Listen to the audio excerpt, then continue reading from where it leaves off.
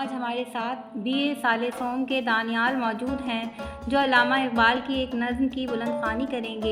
जी दानियाल। बिस्मिल्लाहिर्रहमानिर्रहीम। नज़्म शम्मा व परवाना बावे दरस है।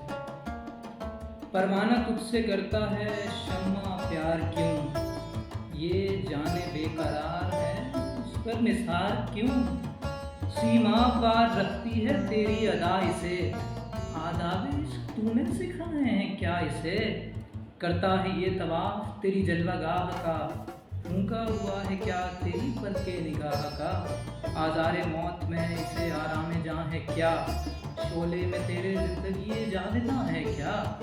गम खाना है जहाँ में जो तेरी जिया न हो, इस तख्ता दिल का नस्ल तमन्ना हरा न हो।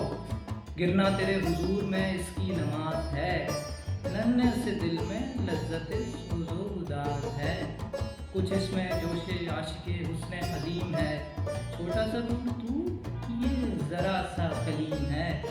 परवाना और ज़ोके तमाशाए रोशनी, कीड़ा ज़रा सा और तमन्नाए